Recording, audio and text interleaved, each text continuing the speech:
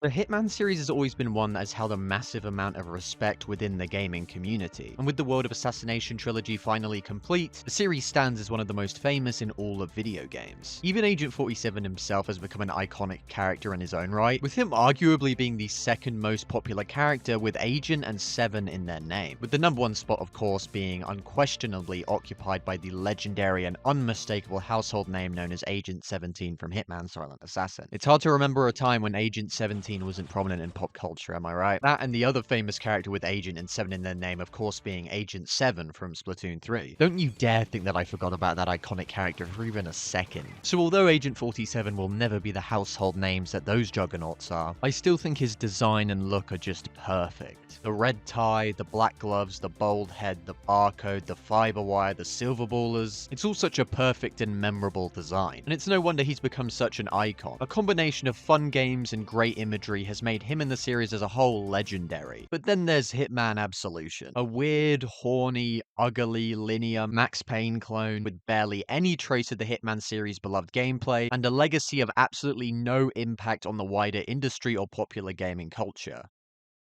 And I kind of love it. Now look, I know the game is questionable in certain aspects, and a lot of my fondness towards it comes from the fact that this was my first ever Hitman game, and after playing it I bought the HD collection on the 360 and played the hell out of those games, and then when I saw that first Hitman 2016 trailer I got absolutely hyped as shit. Like I was watching Outside Xbox every day to see updates about Hitman 2016. When that real life Hitman video dropped back in March of 2016, I was ready to go full Dwayne Johnson in anticipation. You better hide that big ass forehead.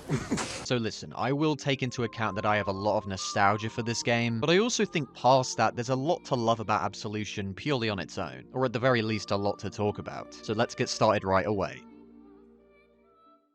First off, I want to talk about the changes in gameplay from the original series that Absolution made, as well as the changes that happened from Absolution to the new series, since there are a few interesting things to point out here. If you've never played Absolution and have only heard about it through osmosis, you might be surprised that despite its reputation as kind of the black sheep of the series, its gameplay is basically the blueprint for the new Hitman series. There are a few differences, of course, like no loadout or gear selection before a mission. Absolution has a fairly limited inventory system. You're able to take NPCs hostage, unlike in the new series, and a few things relating to the instinct system, which I will get to a little bit later. But overall, there is a ton of overlap between Absolution and new Hitman. They control very similarly, some animations are straight up reused, creating and uploading contracts online was a feature in Absolution before the server shut down, the instinct X-ray vision stuff was introduced here, and earning XP through completing specific challenges and earning certain grades and missions made its appearance here in Absolution first. Although rather than unlocking a specific weapon or item, in Absolution you unlock specific stat increases, and that's things like increased accuracy, faster running, or more instinct. And honestly, I don't blame them for copying so much of Absolution because it really does control well, and in a few aspects I actually think it's slightly better than new Hitman, mostly because I feel like the shooting is a lot more satisfying in Absolution. I don't know what it is exactly, maybe it's just like the sound design or the muzzle and smoke effects, or maybe the fact that there's motherfucking Max Payne bullet time in this game.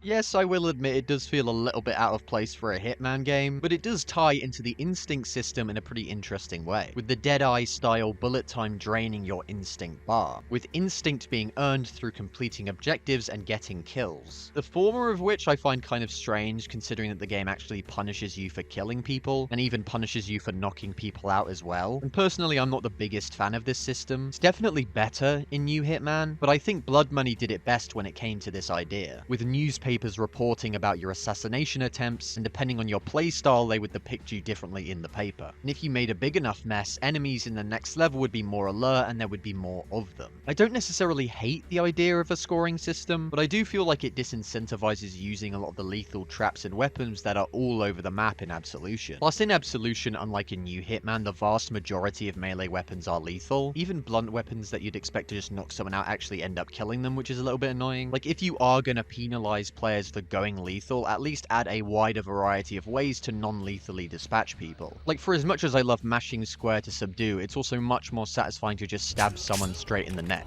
And I think a way to make this better is just to increase the amount of non-lethal weapons you can use. So basically just make the blunt weapons non-lethal, and maybe even add in some kind of tranquilizer gun, just to make actually playing non-lethally a little bit more interesting. And I will definitely agree that in that department, new Hitman is leagues above. Going back to the instinct system and specifically the way disguises work though, it's a lot different from the other games in the series. In old Hitman, suspicion was based mostly on movement and proximity, where as long as you didn't stand next to someone for too long or started sprinting around, you'd mostly be fine, unless a body was found previously and thus would increase the alertness of the guards, or if you got done over by some jank, because there is a hell of a lot of jank in some of those games. And it differs from the new Hitman games because there's no designated enforcer NPC, and instead everybody in the same disguises you can find you suspicious. Personally, I prefer the original system the most, since it forces you to kind of roleplay to some extent with the disguises you're wearing. Absolution though is fairly different from both of these approaches in two main ways. Firstly, when instinct mode is activated, you can see this trail of fire which gives you an idea as to where the NPC is going to move next. In any other Hitman game, I feel like this would completely break the stealth, but because of the more compact linear design of Absolution's levels, a lot of the time seeing a fire trail means you've only got a few seconds to react and determine what to do. So you can't really do that much to exploit the fire trails and do some long-term planning. So in my opinion, the fire trail system actually works just fine. The second thing though that sets Absolution apart is the fact that disguises only work when you're using the famous turn invisible by tilting your head down skill, and suspicion isn't based on the alert status or your own behavior, it's simply based on if you're pressing this button or not. Although as a drawback, it does slowly drain your instinct bar, and I do like how that kind of forces you to ration your instinct in a more strategic and tactical way. But still, in my opinion, this is the worst disguise system in the entire series, and it can make certain areas both a little too easy and a little too hard at the same time, with the larger, less densely populated areas essentially being a complete breeze, due to the lower amount of guards being able to find you suspicious and thus drain your instinct, but the smaller, more densely populated areas being packed with guards, leading to your instinct draining super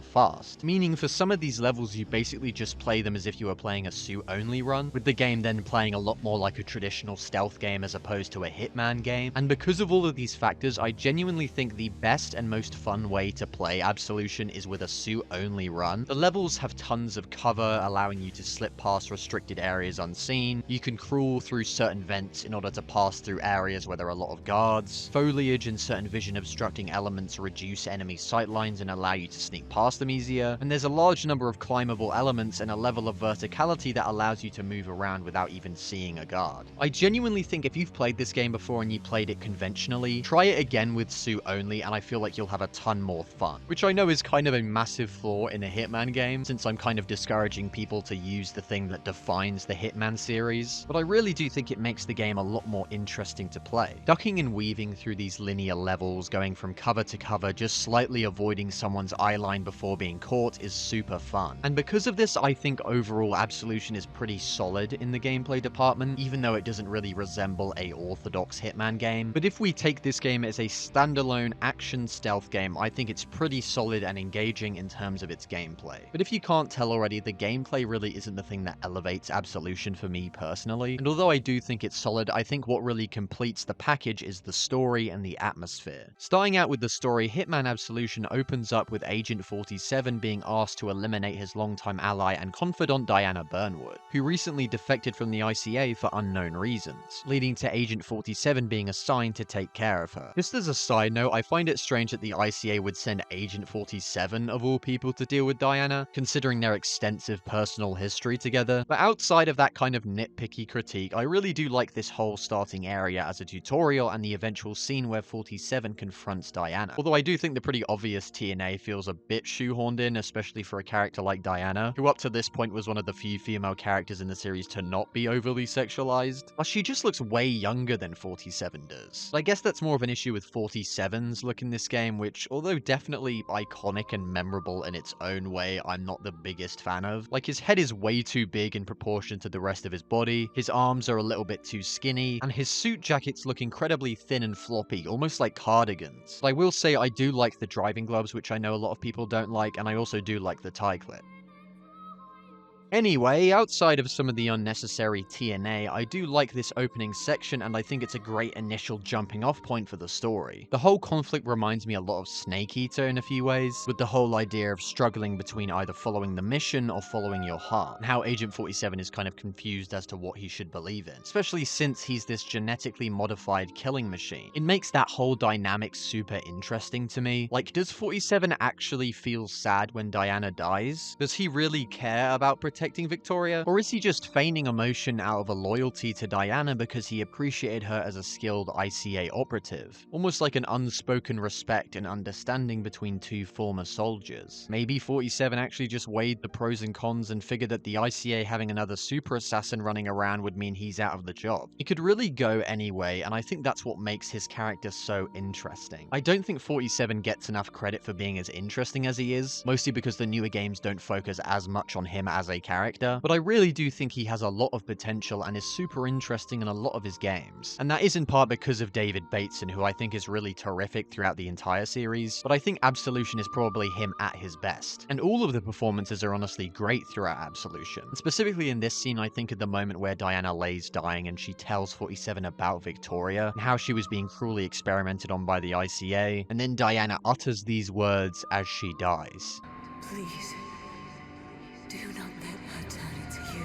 I absolutely love this scene, but this moment in particular I really love. And to me, it confirms that 47 does have some kind of emotional capacity, however limited, because as soon as he grasps what's happening and understands that Victoria would have to go through the same pain that he did, he immediately understands fully why Diana would essentially give her life away in order to prevent this from happening to Victoria, and he himself also ends up putting his own life at risk to do the same thing. It grants 47 this level of self-awareness that makes his actions in the past all the more tragic. Like, regardless of whether or not the people he killed were morally bad or not, he had no real choice in the matter, or the choice to do anything other than just kill, because he was quite literally made for it. And it's possible that maybe he understood that when he was doing these morally questionable things, but that he was just unable to do anything about it because of his limited free will. And now, on top of all the tragic things that have happened in his life, the only other person he had any sort of semi-meaningful connection with is dead, with the only thing he can do in order to make things right being to prevent someone else from becoming just like him. This scene is just fantastic, and in combination with the wonderful music, it really does hit emotionally for me. And this, along with the moment you have with Victoria in the orphanage, are some of my favorite moments in the entire Hitman series story-wise. Continuing on though, as Diana finally lays dead, 47 goes to speak with the girl that she was talking about, Victoria. After a brief exchange where 47 tries not to bring up the elephant in the room, She's dead, isn't she? Come on, stay close to me. he decides to hide her away at this Christian orphanage until he's figured out how to get her to safety. As not just the ICA are after Victoria, but also Dexter Industries, an arms manufacturing and private security company looking to ransom Victoria off for money. But with all this fuss surrounding her, who exactly is Victoria really? Well, not much of anything at all really. She doesn't even have that much screen time in the grand scheme of things, which I think is kind of a missed opportunity, because with what's in here, I actually really do like her, or at least I like the idea of her, because in the actual game she acts more like a MacGuffin for 47 to chase around as opposed to an actual character with character. Like, imagine the conversations the two of them could have about the world and the things that 47 does. It could have been a unique twist on the whole father-daughter dynamic that was popular at the time, by having both of them be on the same playing field to some extent. They're both these genetically engineered specimens who aren't exactly sure of who they are, and they're both just as naive as each other but in different ways. Since 47 knows a lot about killing people, but he doesn't necessarily understand human emotion. Whereas Victoria, I feel, is much more in tune with her emotions, but is pretty naive to the world around her, which Agent 47 is all too familiar with. And it's a shame that the game really doesn't explore that idea that much at all. I do like, though, how she really is the natural step up from 47 in terms of an assassin, if you think about it. Because 47 is certainly good at what he does, yes, but he's also a 6-foot tall, pale, bold man with a distinctive tattoo tattoo on the back of his head and a demeanor that radiates threat. But Victoria, in comparison, seems like she'd blend into crowds much easier. She's much more unassuming and non-assassin looking, for a lack of a better word, than 47 is, and I imagine a lot of people who could have been suspicious of her would either ignore her, underestimate her, or give her the benefit of the doubt, making her basically perfect for 47's job. But I gotta be honest, I think there is a lot of missed opportunity here overall. I was still invested in the story overall because of those few good moments. Thank you. You came back, just like you said. I was so scared.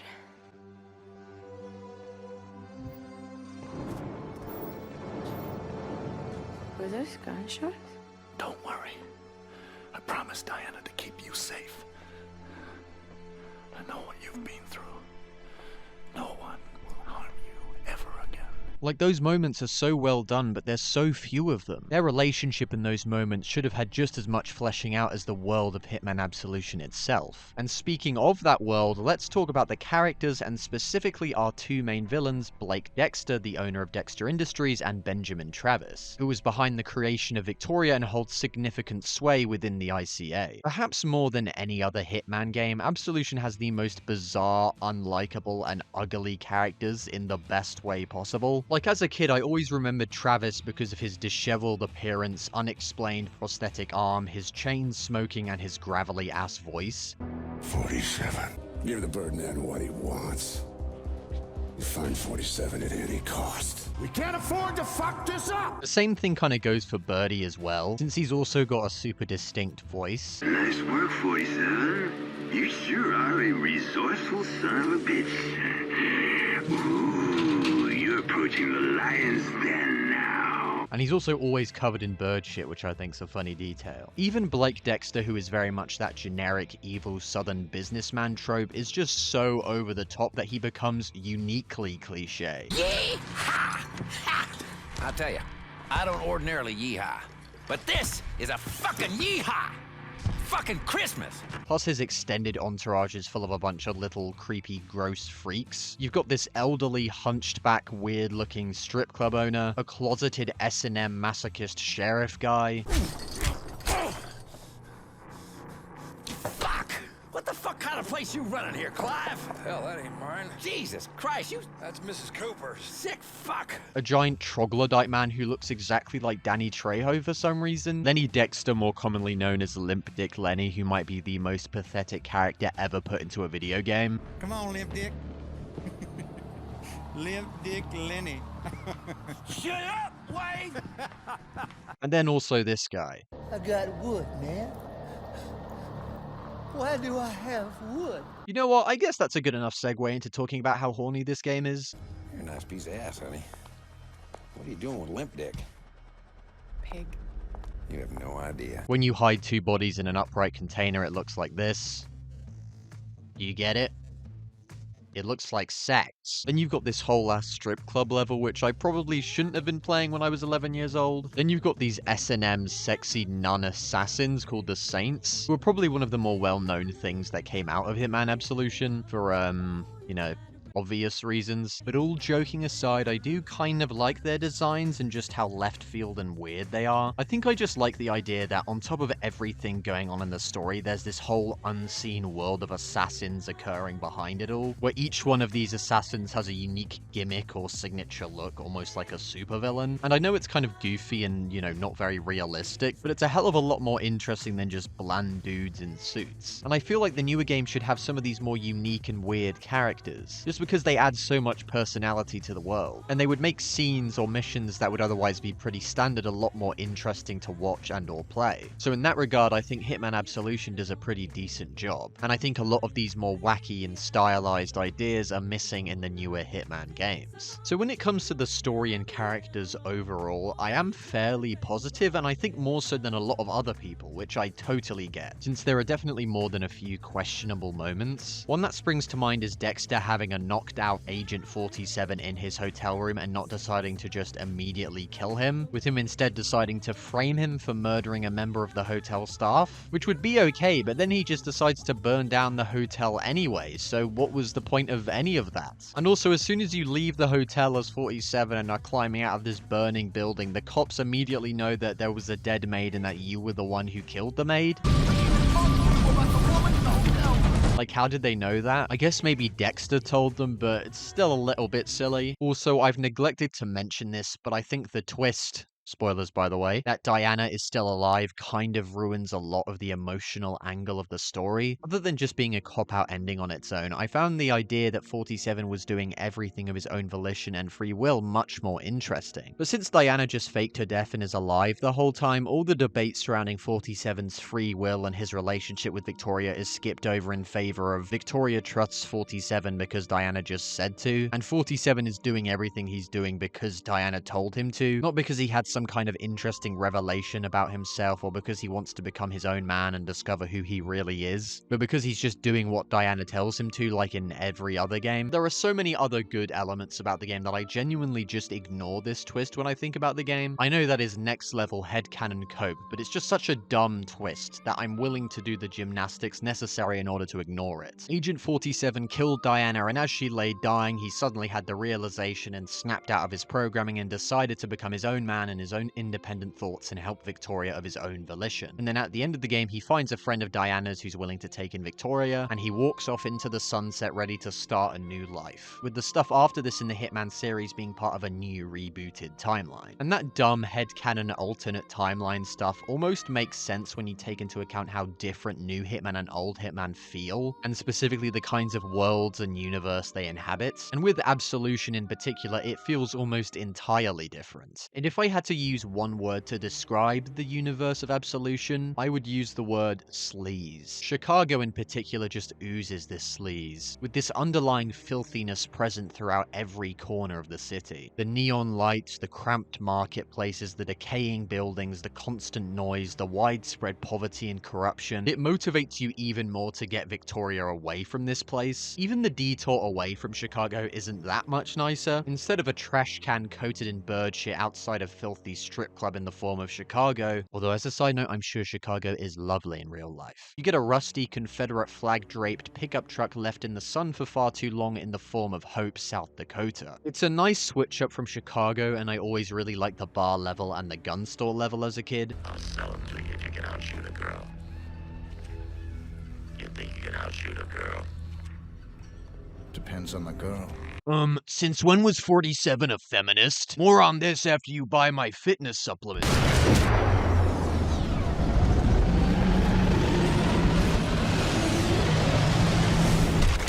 The main reason I liked the bar level as a kid is because you could start a bar fight in there. And as a child, I was very easily entertained by that. And in the gun store level, I would start a shootout and see how long I could survive, because everybody in that level has a firearm, so it added some extra challenge. An interesting thing to point out about these levels is that they also have Kane and Lynch in them. And as a kid, I obviously had no idea what this franchise was, but they always stood out to me in my mind because of their higher quality models and just like their demeanor. And in my mind, I thought they were like the most badass guys ever, even if I had no idea what the hell they were from. So hey, if you're one of the 5 people who likes Kane and Lynch and you want to get your fix after Dog Days, the devs decided to throw you a bone, so to speak. Do you get it? Because bone. I said they throw you a bone, and then the title of the second game is Kane and Lynch Dog Days. And the dogs and bones. Outside of the usual hangout spots you'd expect in the most American town on the planet, you've also got the more industrial and shady innards of Dexter Industries, and the face of a mountain lined with wooden scaffolding slowly crumbling off the side of it. I also do like the post-processing effects and the lighting in Hitman Absolution, which I know can be kind of a divisive topic because a lot of people don't like that sort of look, but in my opinion it adds so much character to these locations, and it makes them stick out in your mind a lot more. And it's just visually visually pleasing a lot of the time. Whereas I feel like the newer Hitman games, in an attempt to kind of be more realistic, end up losing a lot of that style and personality from their locations. And if I had to have one big critique of the newer games, it would be that they lack personality and style in comparison to the older ones, with Absolution in contrast having that personality and style in spades. And that's what makes Absolution so interesting. Despite its not super Hitman-y style of gameplay, in terms of the actual story and locations and characters and atmosphere, it's almost the most Hitman you can get. And it almost feels like a parody of Hitman in certain aspects, with just how over the top it can get. It's such an odd mishmash of decisions and changes, but still manages to maintain that signature Hitman vibe and mood. Like, considering the compromises that were made on the gameplay front in order to appeal to a wider audience, you'd figure they'd do the same for the actual world of Hitman itself. But they really didn't do that at all. And there's just something fascinating about that weird combination of contradictions. And I really do hope that future games in the Hitman series try to return to the personality and style of the older Hitman series. But still, if that never happens, I will always appreciate Absolution as this strange little artifact of early 2010s and late 2000s culture. And regardless of how it ages or how my opinions change, I will always be grateful for it for introducing me to this terrific series of games. And with all that having been said, I'm Christian Cryers, and thanks for watching.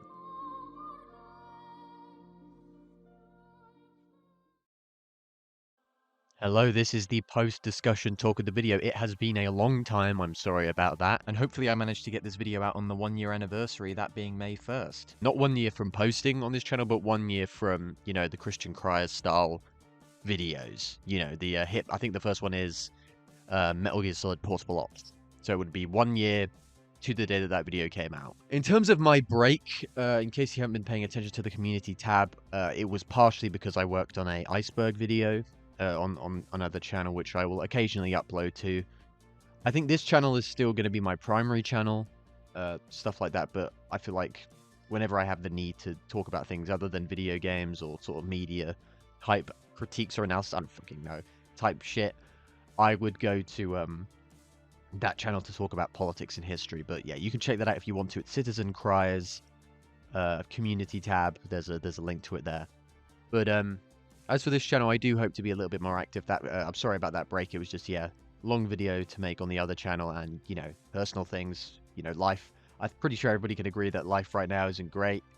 But you know, I'm still trucking along, and hopefully I've sort of revigged my passion for making these videos, and I hope to continue onwards and try and be more consistent.